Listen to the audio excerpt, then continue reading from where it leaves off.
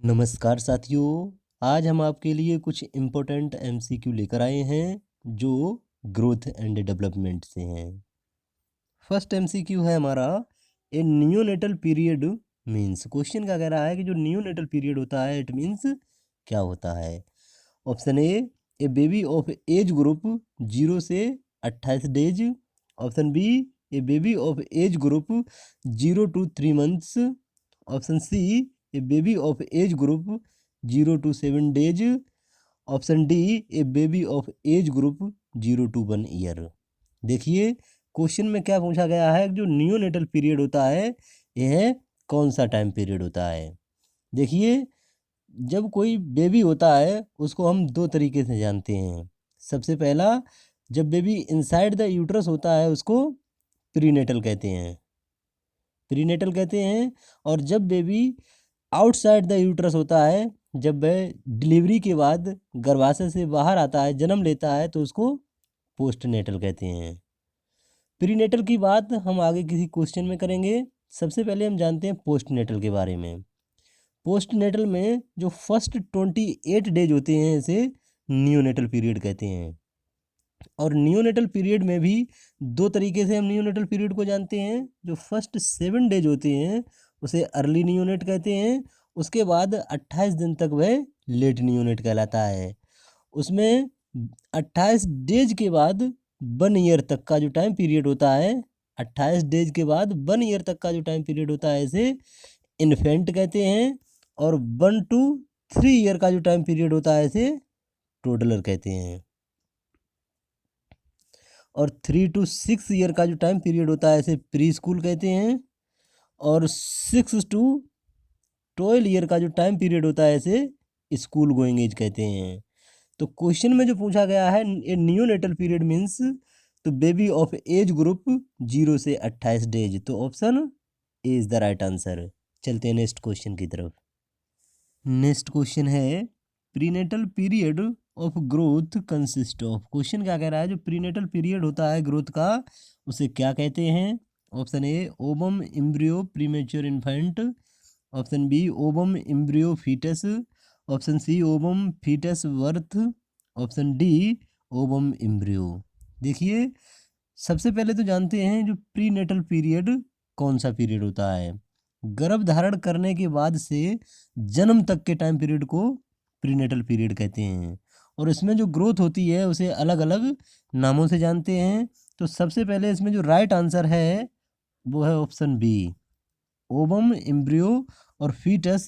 ये prenatal period में जो ग्रोथ होती है वह सबसे पहले ओवम, यह कहलाता है 0 से 2 वीक।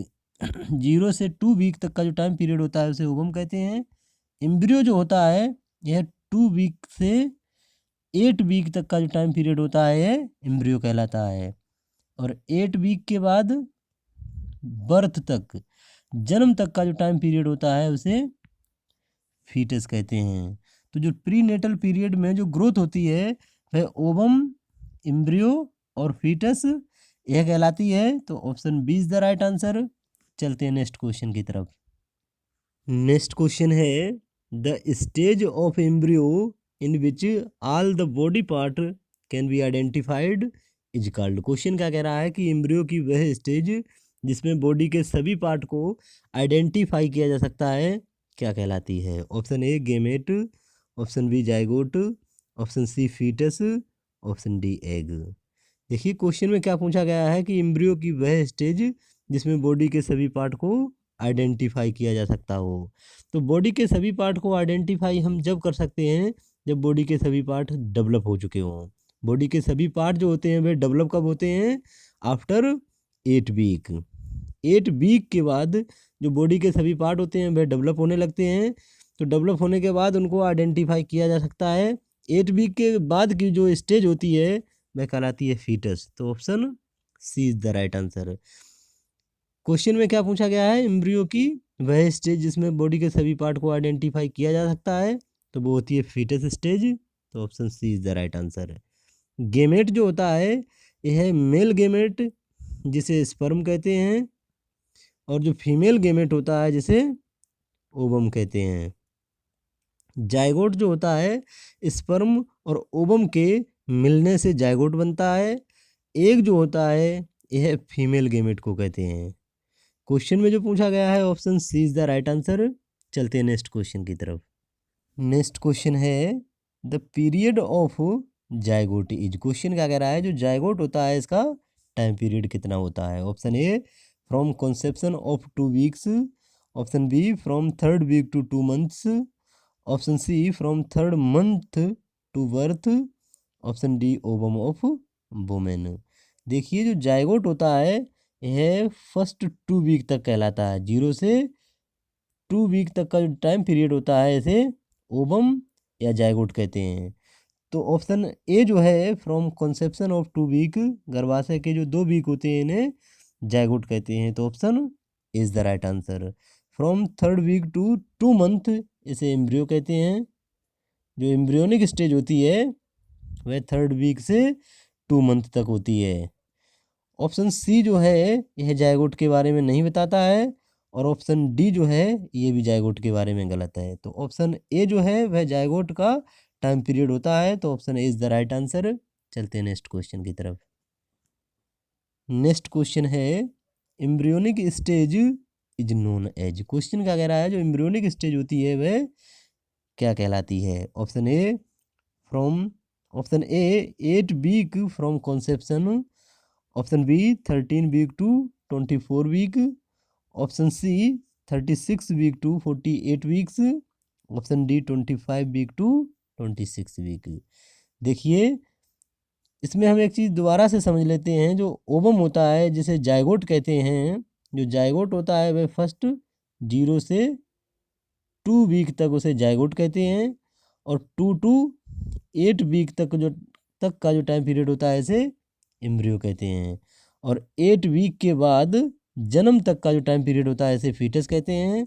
तो एम्ब्रियोनिक स्टेज इसमें पूछी गई है तो 2 वीक से 8 वीक से 2 to 8 वीक का जो टाइम पीरियड होता है इसे एम्ब्रियोनिक स्टेज कहते हैं। दिए गए ऑप्शन के हिसाब से ऑप्शन ए जो है यह एम्ब्रियोनिक स्टेज के बारे में बताता है। तो option A is the right answer. 8 week from conception is called embryonic stage. Option A is the right answer. चलते नेक्स्ट क्वेश्चन की तरफ। नेक्स्ट क्वेश्चन है the developing offspring until 8 weeks after implantation is known as. Question क्या कह रहा है कि जो डेवलपिंग ऑफ स्प्रिंग है वह 8 वीक तक इम्प्लांटेशन के बाद क्या कहलाता है। Option A neonate, option B embryo, option C foetus, option D chorion. देखिए जो डेवलपिंग ऑफ स्प्रिंग होता है, डेवलपिंग संतान जो होती है वह 8 वीक तक क्या कहलाती है। तो सबसे पहले जो 2 वीक का टाइम पीरियड होता है गर्भ धारण करने के बाद 2 वीक तक का जो टाइम पीरियड होता है उसको जायगोट कहते हैं, और 2 वीक के बाद 8 वीक तक का जो टाइम पीरियड होता है उसको एम्ब्रियो कहते हैं, और 8 वीक के बाद बर्थ तक जन्म तक का जो टाइम पीरियड होता है उसको फीटस कहते हैं। तो क्वेश्चन में क्या पूछा गया है, 8 वीक तक इम्प्लांटेशन के बाद 8 वीक तक जो डेवलपिंग ऑफ स्प्रिंग है उसको क्या कहते हैं। तो 8 वीक तक का जो टाइम पीरियड होता है वो आता है एम्ब्रियो। तो option B is the right answer. जो 8 वीक तक का टाइम पीरियड होता है उसमें डेवलपिंग ऑफ स्प्रिंग को एम्ब्रियो कहते हैं। तो option B is the right answer. Neonate जो होता है वह बर्थ के जन्म के 28 डेज तक का टाइम पीरियड होता है उसको नियोनेट कहते हैं। फीटस जो होता है वह 8 वीक के बाद जन्म तक का जो टाइम पीरियड होता है उसको फीटस कहते हैं। कोरियन जो होता है यह एम्ब्रियो के सराउंडिंग जो आउटर मोस्ट लेयर होती है उसको कोरियन कहते हैं। क्वेश्चन में जो पूछा गया है option B is the right answer. चलते हैं नेक्स्ट क्वेश्चन की तरफ।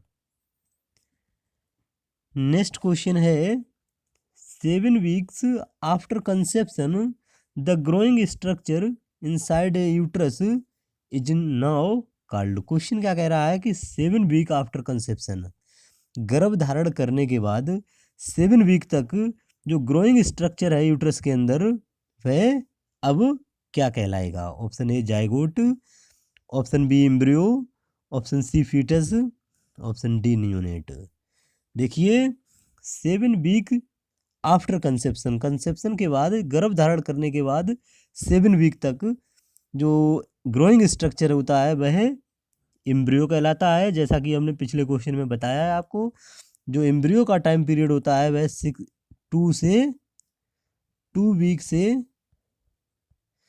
8 वीक तक का जो टाइम पीरियड होता है इसमें एम्ब्रियो कहलाया जाता है। तो ऑप्शन बी जो है वह राइट आंसर है। जायगोट जो होता है उसे वह फर्स्ट 2 वीक तक का टाइम पीरियड होता है।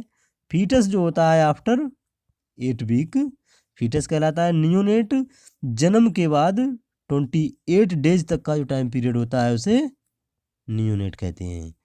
क्वेश्चन में जो पूछा गया है option B is the right answer. चलते हैं नेक्स्ट क्वेश्चन की तरफ।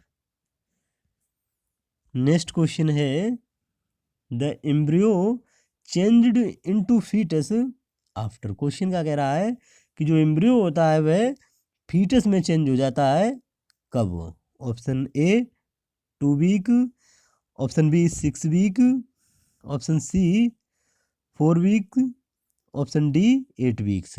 देखिए क्वेश्चन में क्या पूछा गया है, जो एम्ब्रियो है वह फीटस में कब चेंज हो जाता है। तो क्वेश्चन में पूछा गया है कि जो एम्ब्रियो है वह फीटस में कब चेंज होता है, आफ्टर कितने टाइम के बाद। तो आफ्टर जो एम्ब्रियो होता है वह आफ्टर 8 वीक जो होता है वह फीटस में चेंज हो जाता है। तो option D is the right answer. जो एम्ब्रियो है वह 8 week after 8 week change into foetus. Option D is the right answer. चलते हैं नेक्स्ट क्वेश्चन की तरफ। नेक्स्ट क्वेश्चन है in stage of growth and development the infancy extend from. Question क्या कह रहा है कि जो स्टेज होती है ग्रोथ एंड डेवलपमेंट की, उसमें जो इन्फेंसी होती है वह कब से कब तक होती है। Option A birth to 4 weeks, option B birth to 1 year, option C 4 week to 1 year, option D 1 to 3 year. देखिए जो इन्फेंसी होती है बर्थ टू 4 वीक यह न्यूनेट कहलाता है। बर्थ टू 1 ईयर यह इन्फेंसी कहलाती है, लेकिन यह ऑप्शन में दिए गए के हिसाब से जो ऑप्शन सी है यह राइट आंसर होगा, क्योंकि आफ्टर 4 वीक टू 1 ईयर यह इन्फेंसी कहलाएगी। 1 टू 3 ईयर यह टोटलर कहलाता है। क्वेश्चन में जो पूछा गया है option C is the right answer. चलते हैं नेक्स्ट क्वेश्चन की तरफ। नेक्स्ट क्वेश्चन है the terms toddler refers to from. Question क्या कह रहा है, जो टोडलर टर्म होती है वह किसको इंडिकेट करती है। Option A birth to 28 days, option B birth to 1 year, option C 1 year to 3 years, option D 3 year to 6 year. Question में क्या पूछा गया है, टोडलर टर्म जो है वह किसको इंडिकेट करती है। सबसे पहले बर्थ टू 128 डेज यह नियोनेट को इंडिकेट करती है, नियोनेट कहलाती है। बर्थ टू 1 ईयर यह इन्फेंट कहलाता है। 1 ईयर टू 3 ईयर यह टोडलर टर्म को इंडिकेट करता है। तो ऑप्शन सी जो है वह राइट आंसर है। 3 ईयर टू 6 ईयर यह प्री स्कूल एज होती है, और 6 टू 12 ईयर यह स्कूल गोइंग एज होती है। क्वेश्चन में जो पूछा गया है option C is the right answer.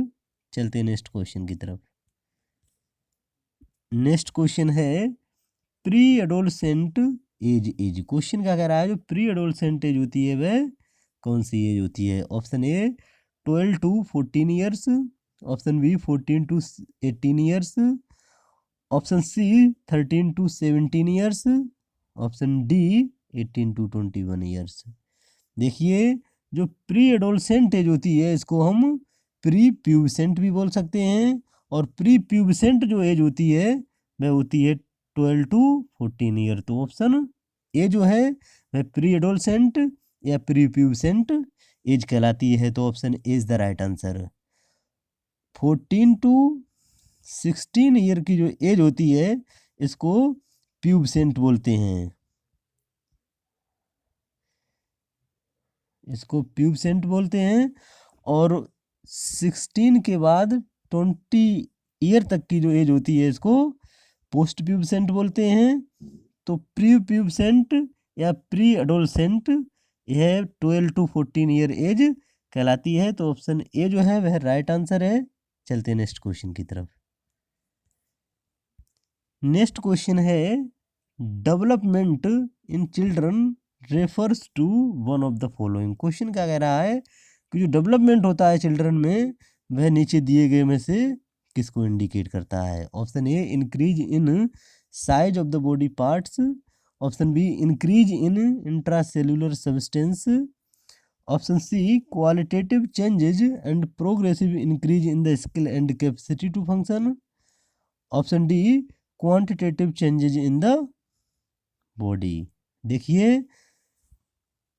Development जो होता है वह क्वालिटेटिव चेंज होता है, qualitative changes and progressive increasement in skill and capacity to function, यह डेवलपमेंट कहलाता है। और जो ग्रोथ जो होती है वह साइज उसका इंक्रीज होता है, सेलुलर सब्सटेंस इंक्रीज होता है और वह क्वांटिटेटिव चेंजेज होता है। और जो क्वालिटेटिव चेंजेज होता है जिसमें तो वह कहलाता है डेवलपमेंट। तो development in children refer to one of the following, तो ऑप्शन सी जो है वह डेवलपमेंट को इंडिकेट करता है। तो option C is the right answer. चलते हैं नेक्स्ट क्वेश्चन की तरफ। नेक्स्ट क्वेश्चन है children generally double their birth weight by 5 month of age, this is an example of. क्वेश्चन क्या कह रहा है कि जो बच्चे होते हैं जनरली उनका वजन डबल हो जाता है बाई 5 मंथ ऑफ एज। तो यह किसका एग्जाम्पल है। Option A development, option B heredity, option C state of health, option D physical growth.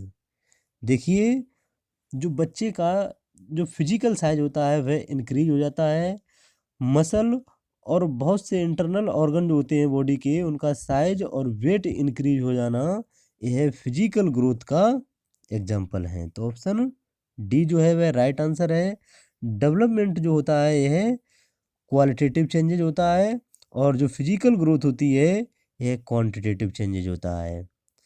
तो क्वेश्चन में जो पूछा गया है ऑप्शन डी जो है वह राइट आंसर है।